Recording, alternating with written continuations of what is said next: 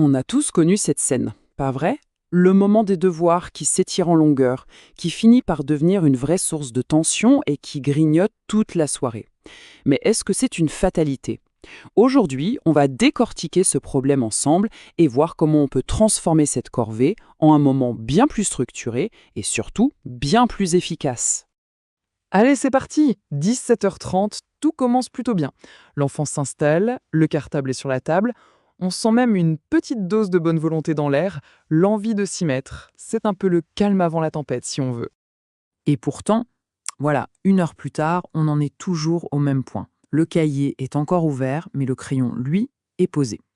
Le regard est un peu dans le vide, la concentration, elle, s'est complètement fait la malle, et c'est la frustration qui a pris toute la place. Et là, bien sûr, c'est la machine à questions qui se met en route dans la tête. Est-ce que mon enfant est trop lent? Est-ce qu'il n'arrive pas à se concentrer? Ou pire, est-ce qu'il y a une difficulté que je n'ai pas vue? C'est un vrai tourbillon d'inquiétude et c'est tout à fait normal de se poser ces questions. Alors, un instant, on respire un grand coup, parce que la bonne nouvelle, c'est que dans l'immense majorité des cas, la cause, ce n'est ni une lenteur anormale, ni un manque d'intelligence. Non, le vrai problème, celui qui fait que le temps s'allonge sans que l'apprentissage suive, c'est bien souvent juste un manque de méthode. Bon, alors, allons-y, plongeons au cœur du sujet. Pour vraiment comprendre pourquoi une tâche qui devrait prendre 20 minutes peut facilement en prendre 60, il faut regarder 2 choses de plus près. La façon d'apprendre et ce qu'est vraiment la capacité de concentration d'un enfant. Et ça, c'est une distinction fondamentale. Très souvent, on voit un enfant relire un mot ou sa leçon 10 fois de suite. Ça, c'est ce qu'on appelle de l'apprentissage passif. Le cerveau, en fait, ne force pas beaucoup. L'apprentissage actif, c'est tout le contraire. Prenons un mot de vocabulaire, ça veut dire l'épeler à voix haute, l'écrire une première fois, le cacher, et puis essayer de le réécrire de mémoire. C'est cet effort-là, cet effort d'aller chercher l'info dans sa tête qui ancre vraiment la connaissance. Et l'autre point, c'est tout simplement la réalité biologique. On peut exiger qu'un enfant reste assis pendant 1 heure, oui, mais on ne peut pas exiger qu'il reste concentré pendant 1 heure. C'est impossible. Au début du primaire, en CPCE1, on parle de 10 à 15 minutes d'efficacité maximale. Voilà tout. Au-delà de ça, le cerveau décroche. Forcer plus longtemps, c'est non seulement inutile, mais c'est même contre-productif. Alors, comment on fait concrètement?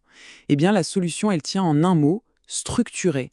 Plutôt que de voir les devoirs comme une énorme montagne impossible à gravir, on va les découper. On va en faire des petites collines, bien plus faciles à aborder. C'est ça, la méthode des blocs de travail chronométrés. Tout démarre avec une annonce très claire. Avant même de sortir un stylo, on définit le programme du jour. On le dit à voix haute. Rien que ça, le simple fait d'énoncer le plan, ça donne un cadre, ça rend les choses visibles, l'enfant sait exactement où il va, ce qu'on attend de lui, et surtout, il voit qu'il y a une fin. Il voit le bout du tunnel. Le processus, vous allez voir, est simple mais vraiment puissant. D'abord, 1. On annonce le planning, comme on vient de le dire. 2. On sort un chronomètre. Attention, son rôle, ce n'est pas du tout de mettre la pression. C'est juste de matérialiser le cadre de temps. C'est un peu un gardien du temps qui aide à rester focus. Et enfin, 3e étape, la plus importante, on change de mentalité. L'objectif n'est pas de faire long, c'est de faire bien, de faire efficace. Et ce n'est pas tout. Il y a une autre étape qui peut absolument tout changer dans la dynamique des devoirs. Parce qu'il ne s'agit pas seulement d'imposer un cadre. Il faut aussi impliquer l'enfant dans ce cadre pour qu'il se l'approprie vraiment. L'engagement, c'est un moteur incroyable. Juste demander « Dis-moi, tu préfères commencer par quoi? La lecture ou les maths ?» Ça donne un petit espace de choix qui change tout. Le laisser préparer lui-même ses affaires ou encore mieux, lui donner une petite liste pour qu'il puisse cocher les tâches terminées. Ça donne un sentiment d'accomplissement immédiat. Ce sont ces petites choses qui transforment un moment subi en un moment maîtrisé. Et au fond, pourquoi est-ce qu'on fait tout ça? Le but, ce n'est pas de transformer les devoirs en une activité de robot, c'est même tout le contraire. En devenant plus organisé, plus efficace, on libère un temps hyper précieux.